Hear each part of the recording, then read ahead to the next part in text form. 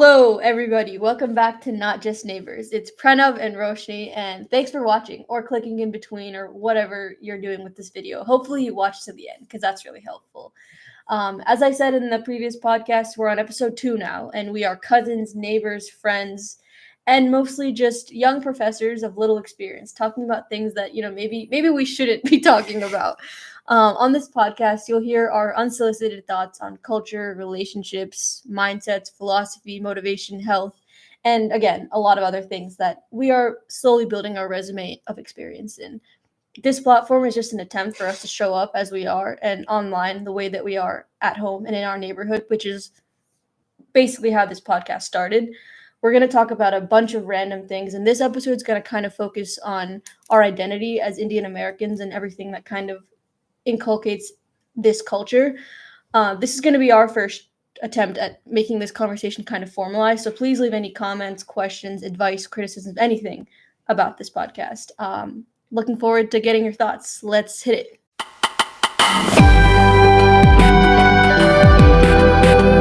First thing we could go about is our personal experience in navigating the identity of both cultures, pretty much. Yeah.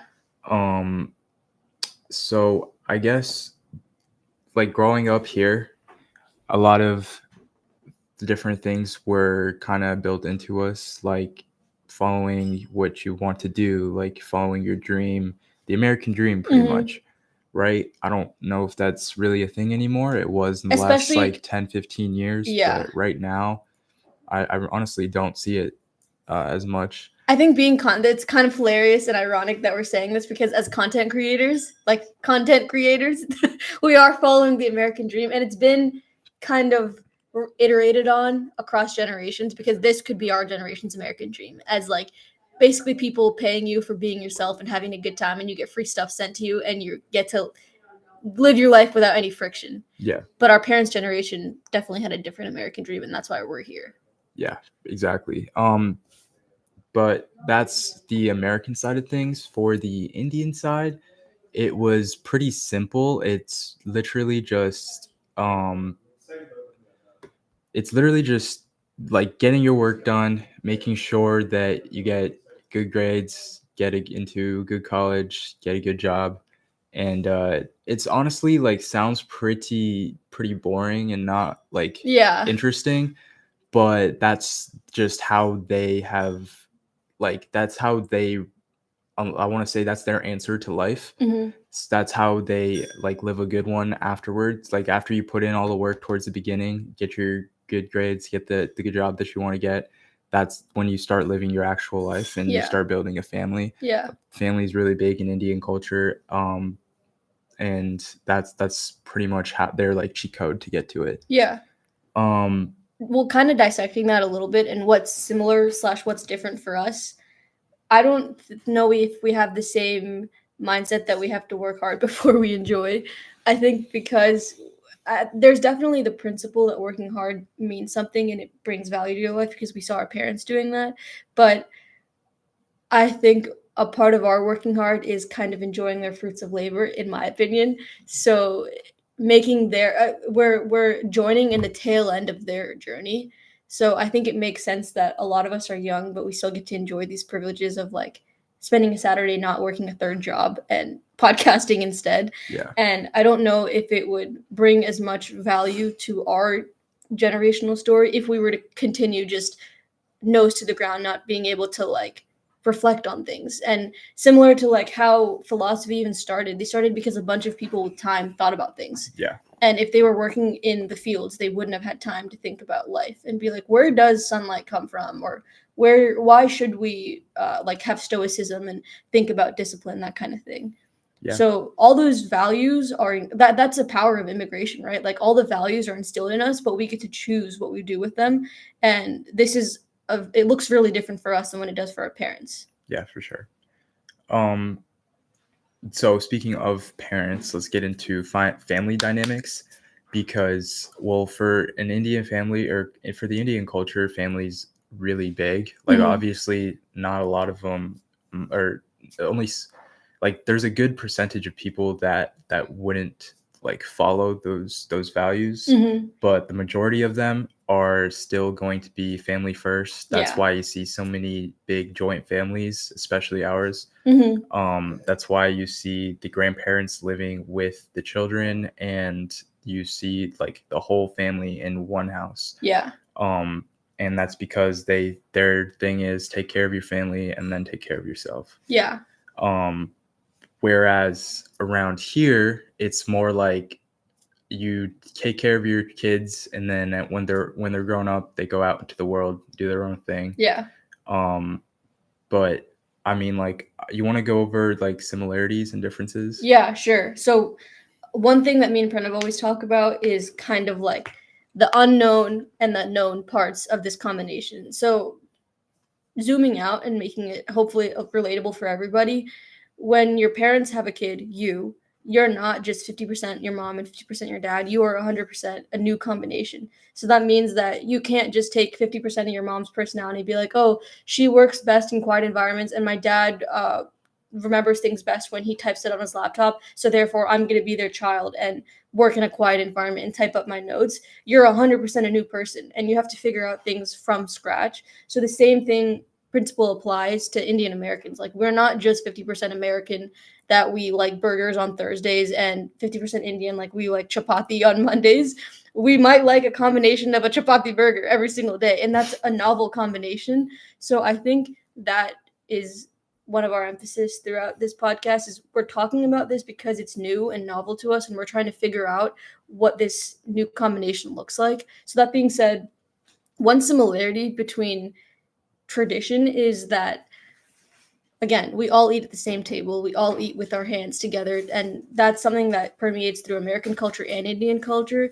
But I think Indian kids have a responsibility to just show up for their parents. Like, there's no, well, you don't live at home anymore, why does it matter, like, if your mom calls you home, like, why don't you just go to your apartment, or like your parent, that kind of thing, because we feel kind of Obligated? Yeah, obligated. That's a good word. We feel obligated to satisfy our parents' needs because they did so much for us. Yeah, and one of the biggest differences is if we do move out, it is in order to create our own life, but we move out with the intention of bringing our parents with us when they are not able to, or they don't really want to be alone, you know? Like, both of our grandparents live with us, and you're unique because your mom's side lives with you, and usually that's not how it goes. But I mean, like, if we had the ability to, they would both live at our crib, you know? Yeah, but technically your dad, like, in super archaic traditional Indian culture, I agree, your dad could veto and be like, why are we paying for your mom's side? For sure. So well, yeah, biggest differences is the elderly, how they're treated. And the other thing is like education, because I think American families, even if they struggled, all this kind of thing, it is so much more common to just practice or be a practitioner. Like, if you want to work in the car business, you skip school and you just automatically start working at an auto shop. There's no such thing as trade school in India. Yeah, there's no such thing as trade school, and everybody knows some people could be like, yeah, this is the way the world should work. Some people couldn't, but basically education is your only ticket out. And I think we have had that instilled in us because there's just a sheer quantity of uneducated people in India, and if you were to relate more to those people than you were to educated people, you're kind of doing something wrong, and you have pretty much hit your ceiling at age 12 of what job you can accomplish. But if you have an education, the ceiling kind of it's unlimited. And I don't know if that skill transfers over to the US. I feel like if you were to take the fact that there's so many Indian CEOs and Indian successful people, maybe it does, that education is the only path forward. But then there's also so many people that are American that didn't take the traditional routes and still have proven to be successful. Yeah, there are obviously more paths, but I want to say proportionally, like the ones that make it out have a better education. Yeah. Like, obviously there's that 1 to 5% of people who have no education who end up making millions of dollars. Yeah. But that's like 5 out of 100 people, like I say. I also think hobbies are super weird to be an Indian American because we are just, our hands are in so many cool different topics. Like Bollywood is one of our shared hobbies. Indian music is one of our shared hobbies. Indian food, Indian culture, Indian tradition, and it's cool to celebrate tradition as a party with your family and your close friends because it makes you really involved and like want to show up just to see your close friends. And I don't know, I think American culture has those things like Easter and Christmas and stuff, but it's always about something else. Like Easter is when you get candy and like have chocolate eggs. That's what I remember it as. And like Christmas is when you get gifts, and Thanksgiving is when you eat turkey. But for us, every single Indian celebration, I can't think of like I'm sure there's a very deep like historical background to it, but the only thing that's solidifies that this is an Indian celebration is me seeing you at somebody else's house and we're wearing traditional clothes, which I feel like is very unique. The other thing is like hobbies. I mean, I don't know many Indian people that have delineated hobbies besides like Hinduism and working and family. And I think as an Indian American, we get the privilege of choosing those as hobbies and not like, I have to spend every Sunday praying for 8 hours. I can just meditation.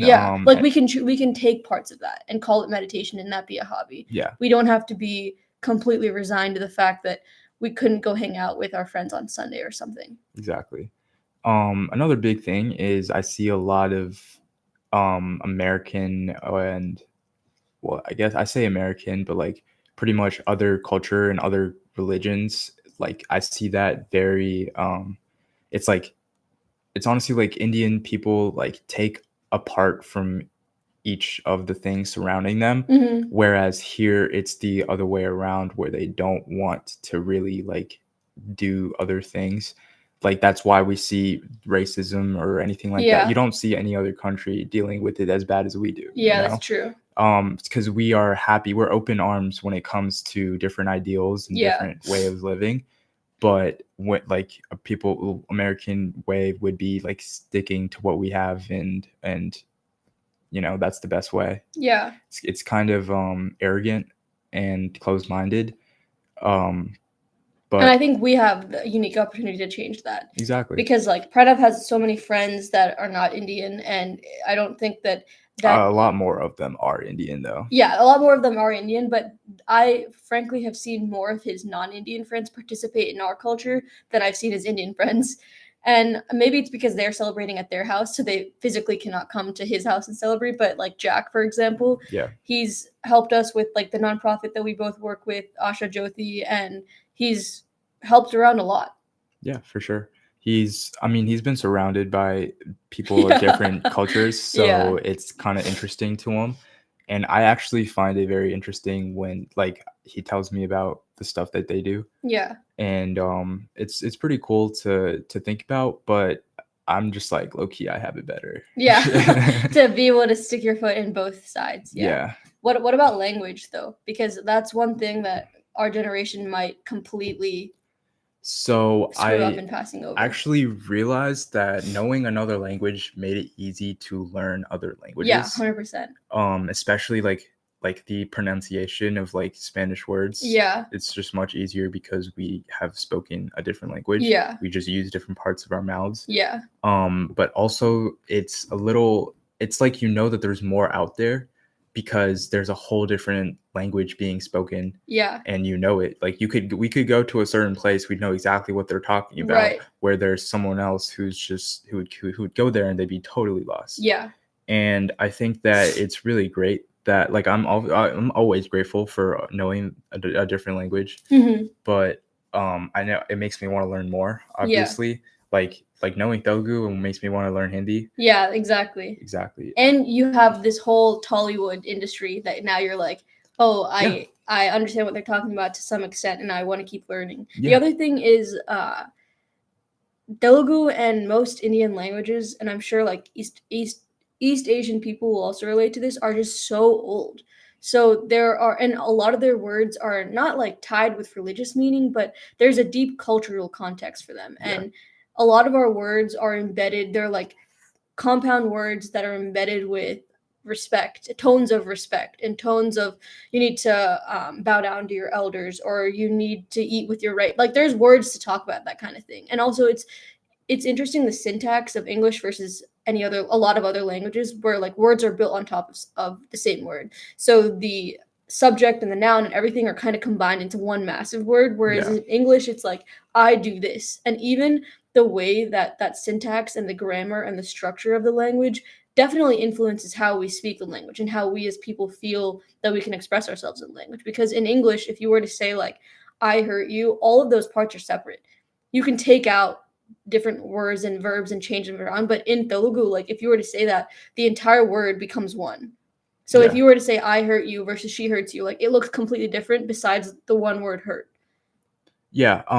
I mean, the biggest similarity that I see is like Asian, Japanese, that type of stuff. Yeah. Where it's like kind of backwards, where instead of why are you, it would be you are why, or like something like that. Yeah, exactly. Like the direct translation. Yeah. And so like we can pretty much like get an understanding for other, like I said, other languages and realize that there's more out there.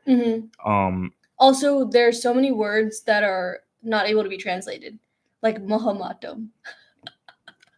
No. What is that? What would that be translated to? It's shy. But it's like it's used in the context of like a certain person. Like they don't. When you meet somebody and they're like that, they're shy. It's not like oh my gosh, they don't want to talk. It's kind of like out of respect shyness, or like they don't want to overspeak, so they're shy. Or like a different emotion is invoked when people say this word versus just shy. Because shy I could use for like a dog and it would be like, yeah, that's fine, they're shy. Or like it could be used for a kid. But usually this word is reserved for people that are being shy out of respect for not wanting to overstep the boundary, if that makes sense. Yeah. Maybe it's a bad example of a word. Maybe. Yeah. But I mean, yeah, I can't really think of a better one, but I think I understand what you're saying. Or like there's like a word for a certain type of like being. Like we just don't have like there are words in Telugu that there aren't words it's the same for with like in for English. example namaste. Like what is the English translation for namaste? Like it's not just peace with but it's not hello, because namaste is kind of I bow to you, and like there's no greeting that says I bow to you besides saying I bow to you in English. Salutations. Yeah, maybe salutations. Like that's what I mean. But I think in general, like you get a different feeling. No, yeah, for sure.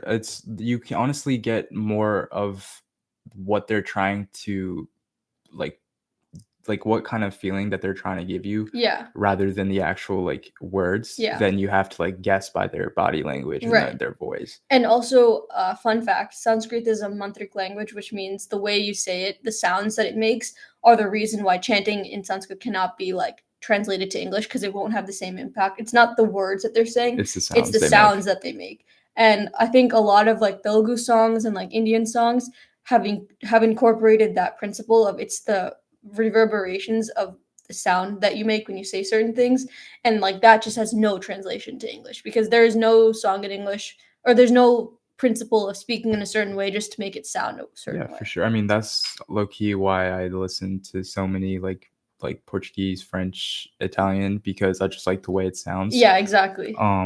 And also like literally like literally that. Well, Om is the primordial sound. So for our culture, we say that word, or we say that sound, I guess, because that's the sound the universe made when it was created. So when you say that sound and you say it repeatedly the way that they do in these ceremonies, it's meant to like open up the universe kind of in you, or like to align your whole brain waves with the universal sound, which is really powerful. Yeah, exactly. And it also like you can see it all over different cultures. Like people around here, they'll just say it when they meditate and they don't even know why. But that's why. But you don't need to know why. It still works. Yeah, exactly. And there's also like when I went to Chinmaya, they actually told us there's certain ways to say it. Like there's a way where it comes from down here in your stomach, and then there's a way where it comes from up here, and you need to do both in order to like set it right completely. Really align. Yeah, exactly. And if you actually do it right, you will feel it like from up here all the way down there. Wow. And like the vibrations will just make you feel like completely zen. And I mean like when I did it with them, I totally got what they were saying. Yeah. Again, that's kind of the privilege we have. Like we're so detached from this. I don't think we could speak this freely about Om, which is so core to Hinduism and just being Indian with this level of detachment if we were to be just Indians. Yeah. And you would think that an Indian American would maybe, like, you could have two rationales. That one, they're completely separate from their Indian culture because they're in America, or they hold on to it so hard because that's the only thing they have left, their own culture. But like, look at us, we're both, and like we are somewhere in between. We're neither of them. I'm neither detached nor attached to Hinduism or Indian, and we've created our own version. And like, I think it's really cool because we can oscillate between, I want to learn more, so I'm going to go to my parents, or I'm going to learn less and I want to read it through like a Western perspective. For sure. Like, even my own friends, like more than half of them wouldn't even know anything related to what we're talking about. Yeah. But then there's like that one or two that like knows a little bit more about the culture, the movies, the songs, stuff like that. We just have the capacity for that, which is unique. And I think being bicultural gives you that advantage of having a capacity to understand something that you are like genetically wired for, but not in your life and anecdotally wired for. Yeah, for sure. I mean, I was honestly very torn between how I grew up and what I was like experiencing in the outside world. Mm-hmm. And it made it very difficult to figure out my own identity. I still don't believe that I completely figured it out yet. Yeah. But like, I just know I'm taking parts that I like from whatever I've been given. Yeah, fair. Okay, so that's pretty much covering what the language aspect of it, the family dynamics, and the cultural identity. And I think actually, I want to add one more thing. Yeah, sure. You actually speak to different people in a different way. Like, if I was saying, "What are you doing?" to my brother, it would sound different. Like, the words would be different than if I was talking to my grandpa. Mm-hmm. Yeah, exactly. Like, there's so much respect that bleeds into every word. Exactly. Like, you speak completely differently. The words you use for different people are completely different. Yeah. Especially if you don't know someone. Like, you would treat them with some kind of respect a little bit more than if you did know someone, but it would be a little bit less than your grandparents or your parents. Which is so different than English, because in English you just add like Mr. or you are, that version is just being more polite. But it's really cool because the onus is on you in Telugu culture and language to know who deserves more respect. And you can make somebody feel kind of elevate them if you use a certain word. Yeah. And you can show that you have respect for your grandparents, like when you meet somebody, when somebody new comes to your house, if you were to know to use these certain words, which is really cool. And I think that's why we kind of we go back to our Telugu language and roots when we're at home or when somebody comes, because like you almost want to show that, you know, this is the level of respect that I have for my grandparents. Yeah, for sure. And also, you can also get a sense of like the social hierarchy that we have, right, where it's like the oldest person to the youngest person, and there's no like matriarchy versus patriarchy, because that's what you'll see in our language, is that they're both equal. Yeah. It just has to do with like the type of person that they are, and like whether or not they're a generation above you. Yeah. Whereas if you, like in English, I would say the same thing to literally everybody. And if I did want to speak respectfully, I would just use kind of different words, but maybe different meaning. Mm-hmm. But if it was like with my brother, it would be the same exact thing. Like it's crazy because the tone can be absolutely the same between how you yell at your dad versus how you yell at your brother, but the words are different. And in English, the words or the tone is what changes when you want to be more respectful. Like you'll slow down, you'll speak softer, but in Telugu you can get equally as mad and be equally as loud, but you can use different words to show that you just know that the respect is always there. Yeah. And when it comes to the social hierarchy, like in America, we're like everyone is equal no matter who you are. Yeah. But that should not be the case. And I definitely believe that your parents should be treated with more respect than your siblings. Yeah. And your grandparents more than your parents. Yeah. And that's literally like in our, not even like language, in our culture, like if there's a grandparent walks in, you see them and you're sitting down, you have to get, not have to, but like it's right to get up, give them your seat. And if they don't want it, like whether or not you take it, that's up to you as a person. Right. Exactly. But you do the bare minimum. Exactly. Like me, I don't sit back down just because I'm just like, I got up, and like they'll sit down if they want to. Yeah. But yeah. Yeah, I like that. I like the closure on that. Is like you get up regardless of whether they're gonna take it, and that's kind of a pretty good capture of what it is to be. Exactly. It's not like it's not things like they're worth more as a person. Yeah. It's just they deserve more, in my opinion. Yeah. There's that whole like permeation of what they deserve, what we deserve. Like Indian people, because we have so much alignment with like the universal and societal deserve value. Like I don't really deserve to just litter because like this grass doesn't deserve to get littered on, and I don't really deserve to just not share my wealth with my family because like they don't deserve not to be shared with. And it's so like transitive. What you deserve is directly a representation of what somebody that's not getting what they want from you. And I don't know that most Americans think that way. And I think as Indian Americans, we bring that with ourselves to our friendships, where you're like, well, it's not a matter of whether I want to share, but it's whether my friend deserves not to be shared with. Mm-hmm. Yeah, exactly. It doesn't like, it has nothing to do with how you feel about a certain person. It's just what they deserve, pretty much. And there's like a base case that's higher than in most cultures. Yeah, because here you literally see like a grown person living with not like living with their parents, are living with them, or like their mom or dad is living with them. You'll see them get pissed and start yelling at them. Yeah. And at some point, like literally in the movie we'll watch yesterday. Yeah. Painkiller. Yeah, Pain Hustlers. Pain Hustler. So there's two daughters, and their mom was living in the youngest daughter's garage with one of the older daughters, right? And so she was, at some point, she got pissed at her sister and was like, yo, you've been here, you haven't been paying anything, you're being a bum, pretty much. Like, leave.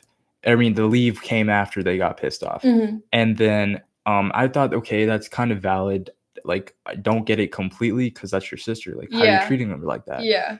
But then they go on, after she gets pissed and she's like, all right, I'm done with this. She actually leaves. And then she says the same thing to her mom. She's like, you're next, mom. And I'm just like, bro, what? How are you able to say that to your mother? Like, what is going on? Couldn't even stomach that. Yeah, exactly.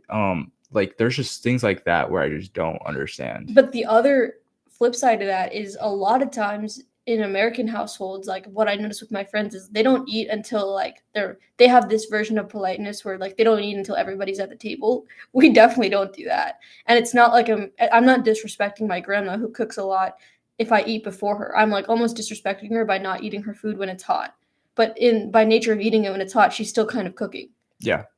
But maybe we should take that from American culture and for sure. Ours. One thing that I actually, when you brought that up, reminded me is when we have people over, and well, it's usually our grandmas or our moms cooking, and the thing is, they don't eat until after everyone has eaten. Yeah. Like, they're the ones that prepared the food. They're probably the hungriest. Yeah. And they don't eat until after, and it's not because they are less valuable than the people. No. It's because that's just how they, like, that's what's been built into them. Yeah. And it's honestly super inspiring, and it's really nice to just be like, wow, I can't believe it. Right. And like their hunger takes second to the people that they are trying to feed. Exactly. Yeah. And also, literally an example of this just happened an hour ago before we started this. They are always thinking about other people, especially when it comes to, like, food is such a big part of Indian culture. And the relationship between a man and a woman, like, food is pretty. Yeah, for sure. Well, cool. Yeah, exactly. But like, it's super important in Indian culture because they will feed the hungry regardless of the kind of person they are, pretty much, more or less. And that's because they know what it's like, the importance of food. Without it, you cease to exist, right? And the fact that like my mom or my grandma, your grandma especially, she's always making stuff, but then she always saves some to give to give to my mom. My nanama makes enough for his nanama, and vice versa. Exactly. Like, I literally had to go make some runs right now. I dropped her off at 2 different houses. The perks of being neighbors and cousins, everybody. If that's pretty much she's just thinking about, what can I do with this food? I can give it to the people that would that I care about who would like who's gonna say no to food? Mhm. Really? Unless you're on like a diet or you genuinely don't like that food, you're not gonna say no to food. Yeah. And also there's like two layers to that. Well, one is like the primitive thing that Yeah. we always talk about where Exactly. there is something that happens. I'm pretty sure it's chemically. I have to fact check myself on this, but anthropologically, like a woman should feed a man. That's kind of what satiates that they're being taken care of when the man does Whoa, everything else. misogyny. No, not feed, but there is even when a man does it for a woman, you're doing it because you want them to know that you're taking care of them. So like even if you're the one that's plating everything and cooking it, you feel a certain type of way when you're providing for your partner that way. And similarly, like a wife does that for men, and traditionally it's been because like the man is coming from somewhere and the wife has been cooking all day. And I feel like, I don't know, as a woman, I feel more inclined to be in the kitchen, not because like there's only there like because it's that's not where you belong, but Yeah. like that's where. But I do enjoy cooking, and I do enjoy making things and like being able to put something on the table, even though I'm not very good at it yet. But there's definitely a physiological I think relay of that energy there. the woman is like the role, the ideal way in my opinion is the women will provide the present while the man provides for the future. Yeah, true. That's a cool way to think about it. Yeah, exactly. Like they'll either prepare the food or Yeah. like do something like that while he's the one like getting the food. Right. Like the reason they have the food is like that. And like, so the other layer to that is like the Hinduism layer, which I don't think has to relate to everybody, but this is just how a certain sect of people can think about it. But basically, a lot of holidays or religious traditions that are related to like a female goddess, we fast on those holidays because the belief is the mitochondria, which is like the energy creator in the human body, is a female, like has a feminine aspect to her. Like she's the representation of the mother, and when you fast, you're basically giving energy for that female part of yourself to like restart, because when you fast, your energy is reset. Your body can focus on things besides digestion, which means the mitochondria can create kind of like pure energy and not have to focus on digestion. And in that sense, there's a lot of ties between food and eating and that type of protection to the feminine aura. Yeah. The other thing is like not literally the fact that we have female goddesses as well as male. Yeah. Like there's a distinction on purpose because we know there are two and they both need to be valued. Right. And all of our what are these called? Like mythology, but not mythology. Mythology is not what it is, but in these epics, in these Indian epics, it's always an equal balance between both. And honestly, like the balance happens across generations. Like in half the generation, the man is the one, like the male god is the one that's creating drama and then fixing it and that kind of thing. And then in the background, in a different story, it's like all the women. So the balance doesn't happen in one moment, because if you were to relay that to like current day, if you were to take a snapshot of a woman in the kitchen and the man like chilling on the couch, technically that's not balance. But if you were to relay that across generations, and he's working and she's not, then it makes sense. And like in the Ramayana, which is one of the traditional like starting epics, one of the reasons it's kicked off is because like the Ravana, which is kind of like the villain of the story, but not across like all of religion, he comes and asks for food from Sita, which is the wife, and she disobeys her protective circle that keeps her from harm and leaves and gives him pretty food. Much if she goes outside of this, like inside the circle, nothing can touch her. Yeah. And she just does not, she wants to help this person because she knows that is like feeding that person means something more than just like throwing them a Kit Kat on Halloween. Yeah, exactly. And so she steps outside and you want to continue? Yeah, well, she steps outside and she feeds him and then he takes her away. But it's like there's no regrets in that story. There's no analysis to any of these Indian epics where they're like, should they have done something differently? Because the whole point of the epic is that if it's because they did that one thing that set into place these 80 other things. And I feel like that is kind of reflective of the whole like Indian immigration thing, because it's like, yeah, maybe they struggled and did all this stuff, but the only reason that we have the time and privilege to like think about it is because they did that.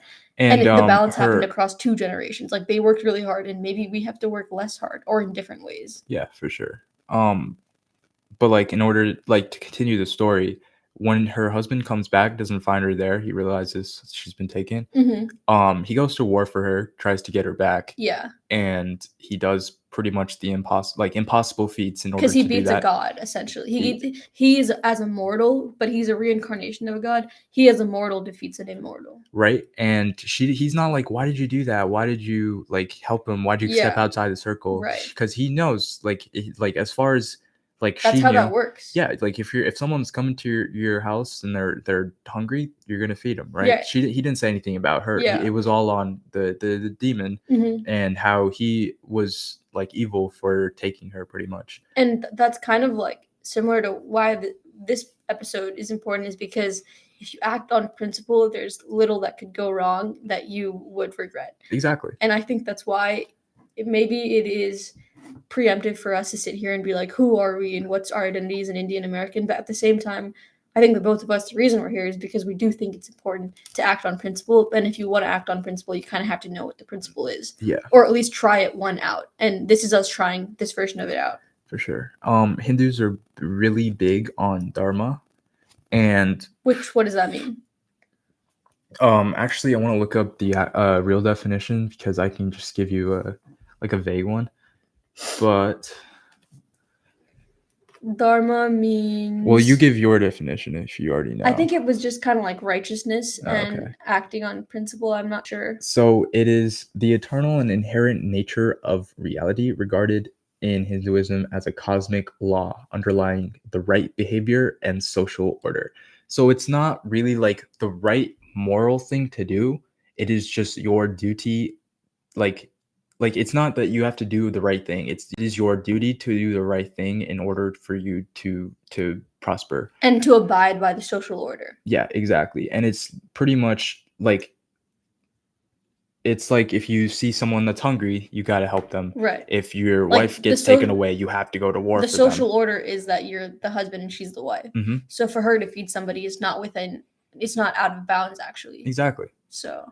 But the demon, he's taking someone else's wife. That is against his. Which is like against his. I don't know what because he also isn't really a villain, so that's kind of complicated, which makes these stories really interesting because you can like take anybody's side, and again, because they're acting on principle, nobody's really wrong. It's just that the right order has to be restored, and it is restored because he kind of acted out of his social order, and then he got defeated. Like this, in another epic, you see a bunch of there's a bunch of very what is the word? Like, I want to say evil, but it's not really evil. It's just like selfish. Yeah. These are just a bunch of kings in a room, and they're about to undress a woman. Mm-hmm. And there's this like very strong warrior there who could stop all of them if he wanted to, but he's under orders by the king not to. Mm-hmm. And it would have been his dharma had it not been for the king. Yeah, exactly. He would have stopped it. He thought his dharma was following the king's orders. Yeah. But in reality, it would have been to help her, which is why later on in that story, he dies of death. That was not befitting a great warrior like him. Yeah. Because he didn't follow his dharma. Like, that's like the karma dharma. Yeah. Like, which is like you're late to work, but you were feeding the homeless. Yeah. So yeah, maybe your direct straight shot at like what your duty was as an employee has faltered a little bit, but not your dharma as a person. And I think when you have a good idea of what roles you play as a person, which may change every day, but regardless, if you have a good sense of it, then you won't feel out of bounds when you do certain things. And you have different aspects of it too. Like you have a dharma as a father, as a child, as like an employee, or as a leader. Would you say this is your dharma to be on this podcast? I think that honestly, I've always wanted to. Yeah. I believe it is, because I've had like either unique or meaningful thoughts that I wanted to convey to other people. Yeah. And I just haven't found the right audience. And this is me trying to do that. Yeah. So I definitely think so. We gotta get Kieran on here and just like actually prepare a bunch of questions, because he is really cool that we are able to have like any portion of access to him. But his dharma is to kind of not propagate, but share about Hinduism's learnings and in a modern day sense. And he has his specifically, not even like he has like other like not classmates, but like people on the same journey. Yeah. and they have different dharmas. Yeah, exactly having the same knowledge, they have different dharmas, which is exactly really cool. And there's so much to be said about the way that I don't think this is religious. I don't think having the dharma is religious. I think it's just it's the same way, like you can be a stoic and you can be a Catholic person or a Christian person, but Yeah. you can still be a stoic. And I think the way that this is great. I think the way that Indian Americans could see this, the way that we do see it, is that Hinduism isn't being Catholic or Christian. It's being a stoic, or it's being I don't know other Roman philosophies, but it's a philosophy basically. And you can go to any church or any orifice and pray there, but you don't, or edifice, not orifice. You can pray anywhere, but you can still embody these tenets. I see. Oh, I'm sorry, I had big breakfast. Let's see. But we will definitely we'll have more pointed questions about Hinduism and that kind of thing. We are honestly not. This is just we're not equipped to answer these. Yeah, this is we know a little bit more than we just said, but we honestly have know people that have a better understanding, as well as have spent hours to days to months on just thinking about questions like this, and how it relates to our life in general. And the other thing is, that's kind of what the difference between an Indian American and an Indian is that just like a taxi driver 20 years ago and an Uber driver now, like the Uber driver needs to remember where the Google Maps app is on his phone, but the taxi driver 10 years ago needs to remember where everything is. Yeah. And the Indian person that immigrated needs to remember every aspect of Hinduism because they don't have the Google Maps app, but we do. We have our grandparents to go to if we want to talk about the religious rites or why we pray like this, and then we have our parents to go to if we want to talk about Dharma and that kind of thing. This, why do we pray like this? It's so that we make a whole closed circle with our body. Oh, interesting. And yeah, the energies that are created are supposed to go throughout, and it's just that's why. That's really cool. I didn't know that. Yeah. Wow. And also the reason we have the Buddha is because the third eye. Yeah, it creates a portal to a different dimension. Because this is a nerve center right here. Yeah, exactly. Yeah.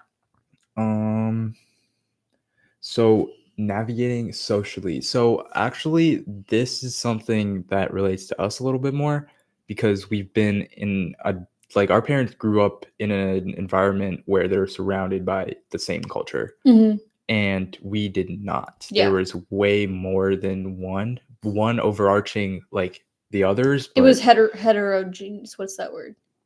You can use hetero for pretty much everything. But yeah, pretty much it was kind of weird for me. I was super not into it. I was just raised super Indian, I want to say, mm-hmm. where I was literally the first songs and movies I've watched were Indian movies. I know you weren't like that at all. Yeah.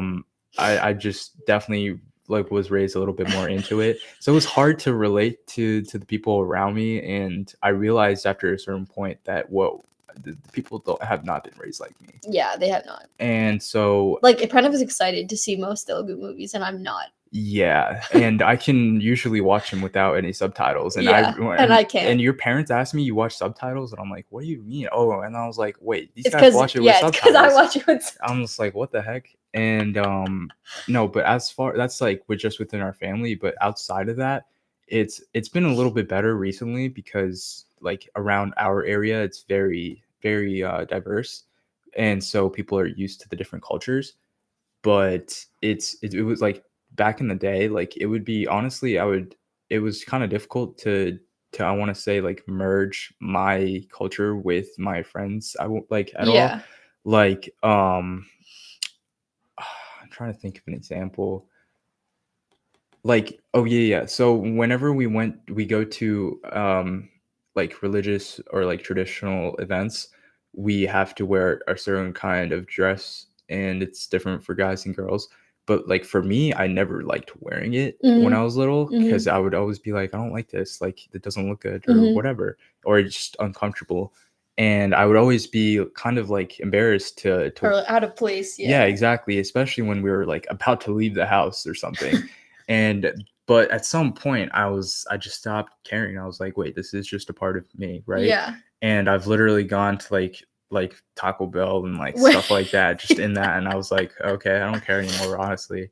We all went to get boba tea bubble tea, whatever, and we're all wearing our Indian clothes. And it was like pouring rain. It was 11 o'clock on a Thursday, and that place was full of people, but nobody was looking around being like, oh my God, I wish I was wearing jeans. But one of the times I was honestly proud. I went to like Giant or something to get whatever for last some minute event. Things. Yeah, and I was like, it was in the middle of it, so I was already in that dress, and I go and I'm like, wait, I like that I'm wearing this. I was low key like showing it off a bit, and yeah, that's just a like.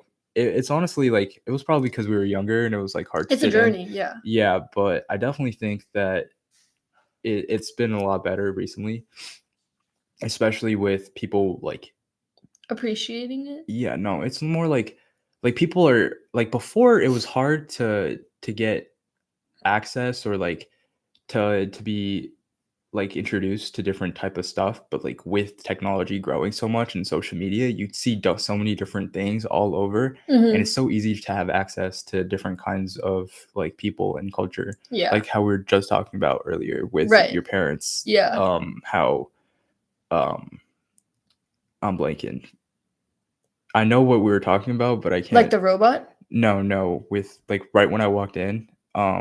Our generation having access to exactly. so many different like social media and just perfect versions of things that we have no business knowing what it looks like at the end, because our version of perfect looks different than like Barack Obama being perfect, because he's perfect as a president. I'm not perfect as a president, so I shouldn't wait for the moment that I get a bid for presidency. Yeah, and also you guys were saying how you were saying that it's easier now for people of the same like age or whatever to have similar interests. Yeah, like me and this kid from India could very much be having the exact same TikTok For You page because we both have TikTok, and TikTok is like zero limits to no boundaries to access it. So we can both have the same exact interests, and we're allowed to partake in the same interests because globalization and social media. But before, my parents didn't know what Friends were, what the show Friends was, until they came to the US. Yeah. And then only after they were in college, which was like the early 2000s, where they're like, oh, this is kind of a universal experience to go sit at a coffee shop with your friends in your early 20s and like kind of talk about life. Yeah. But now we have that. And yeah, I literally see like Nohith. I've seen him send me snaps from India. Yeah. He sends me snaps of him watching Friends. And I'm like, damn, it's there now too. Like, I didn't even. Yeah. It's crazy. And then your dad was also saying that back in the day, the only thing they knew about was what was in front of them and what they heard from other people. Mm-hmm. Like, we have way more than that. Yeah, we can literally see the life that some people are living. Like you guys are seeing on YouTube or TikTok, you'll see people like living their life on the beach or at a club or something. Yeah. And you think that that's what their life is about. Like you can pick and choose what you want, and that in itself makes it very inachievable, because that life doesn't exist. The life where you choose from across 4 different people's Instagrams and are like, I want this in the morning and this at night, that doesn't exist. Yeah, exactly. But okay, we got a little off topic, but it was related. But just overall, I feel like it does relate, because just the duality of everything, like it's so much more than being half Indian and half American. You're completely new, and that's why you want to be Indian on a Sunday, but you want to be American on a Saturday. And like that dichotomy is what makes our life interesting. That's not how I see it, actually, because I see it as me is just a combination of whatever all throughout throughout the whole week, pretty much. Mm-hmm. Like the way I treat people has aspects of American as well as aspects of India. Yeah. I mean, a little more Indian because I'm biased and I think that they treat people a little bit better. Mm-hmm. But like when it comes to maybe like business stuff, I'd have more American than Indian. Mm-hmm. You know, I see it. I would like to piggyback on that and be like, it's more blended in every moment versus half and half. Yeah, exactly. And as for like code switching, you think you've ever done that? Yeah, we did that throughout this podcast when we talk about like Nanama or Dharma or certain words, and also we code switch like a lot more with our parents and with our grandparents, because we have to use words that we don't know how to say them in Telugu, and they only know Telugu. Exactly, and also with our friends as well when we're talking about our own family. Yeah, Like sometimes they understand, but sometimes they don't. Yeah. And it's It's honestly just so that we can give them that connection that they're not making on their own. Yeah. And I think it's actually like a good thing that we're able to do that. Like some people aren't even able to do that. There's one or the other. Yeah. Let's move on to challenges and triumphs. Yeah.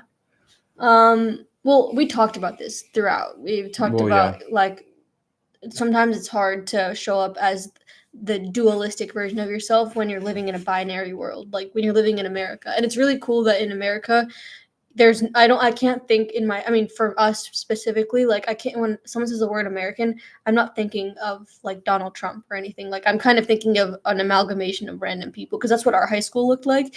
And if you say the word Indian, like, you can think of, you have a pretty not unique, a pretty common version of what that person looks like.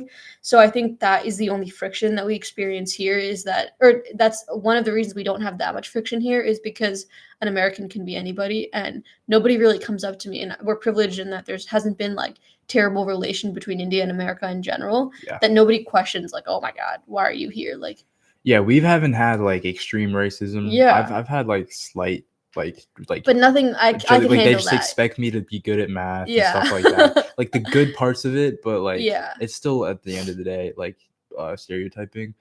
I don't know if we need to get into these two things. I think media a little bit, because media does not like Indian people, bro. I just don't think that there is enough high level representation of Indian producers and directors in like Hollywood for it to be represented properly. No, but I'm talking about like everything, not just like movies and stuff. I'm talking about like how, like over social media and stuff like that. Like if you think of Indian, you're thinking of like IT person. You're thinking of like a scammer or no, like it's true though. Like that's what a lot of people would like go to if they haven't had experience in their everyday life with an Indian person. True. And I don't think they're perceived in a good way, honestly. Like some of them, people are like, oh, they're either super smart or like good at math or whatever, but they don't realize that the majority of like of the bigger companies out there, they're the CEOs. Yeah, exactly. They're Indian, and they just don't see that side of like Indian people, you know? And I don't really like that. I'm hoping we can change that a little bit. Yeah. Because we Indian people are super chill. Yeah, for sure. Well, like obviously there are bad aspects, but it's like that for everyone. Yeah. It's just you see more of the bad than the good. Yeah, at least like from what I've seen. I don't know if it caught this, but basically I don't think there's that much representation of Indian people in the producing and directing aspects of media enough for it to be portrayed well, because like we watch Bollywood movies all the time and Indian people are portrayed perfectly three-dimensional in those media outlets. Yeah. And I just think like how it's so hard for an American person to understand all aspects of it, because even us as Indian Americans struggle to understand like why our cousin in India does things a certain way than we do. So it takes a special type of intention to be like, oh no, I want to portray them as they are and not as I think they are. Yeah, for sure. Yeah, exactly. There's always the other side, pretty much. Yeah. Like I know a dumb Indian kid. I didn't think honestly, in myself, I did not think I would. I was like, yo, how is this possible? Yeah. But yeah. Because you almost think that like if you're living here, you have like you're genetically smart. Yeah. You're genetically. I mean, like we're like cream of the crop, honestly. If we're able to be here at this point, like our parents had to have gone through a lot. Like there's a reason they made it out here. Yeah. So reflecting on all this and imparting advice, what are your thoughts? I think that as a young Indian person living in America, you should not be embarrassed. You should definitely like explore all parts of you, including the Indian and the American. I think it's not your obligation. It's more of a duty to share, because of all the positive aspects of Indian culture. Yeah. I mean, yeah, obviously American culture, but it's more like I said before, it's easier for Indian people to take in American culture than it is for American people to take in Indian culture. I agree. So definitely share it and show all the good parts of it, which is why I've been bringing like Jack around, giving him a different perspective, see how like we live our lives. Yeah. And I also want to say last thing, definitely, so it's very confusing when your parents are telling you to go to school and when you really don't like it. Like, Yeah.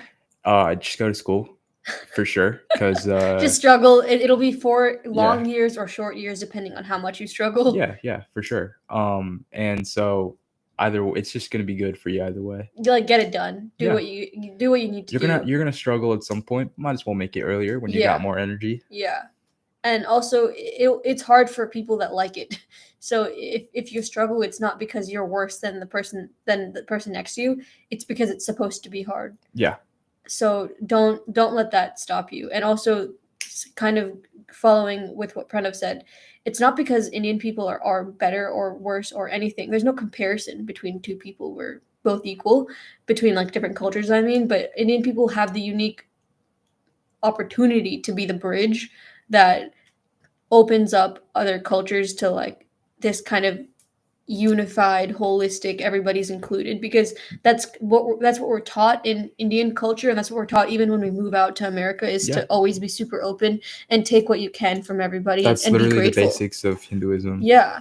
And Hinduism as a philosophy is what we really refer to when we talk about Hinduism, unless we're talking about it in relation to like the rituals and stuff like that. The way we think is a philosophy, and that is why we think that you should totally promulgate this philosophy to people next to you, because like it's a really great way to live your life where you can appreciate what's in front of you and you can look for more, and with also appreciating what you have. Yeah, exactly.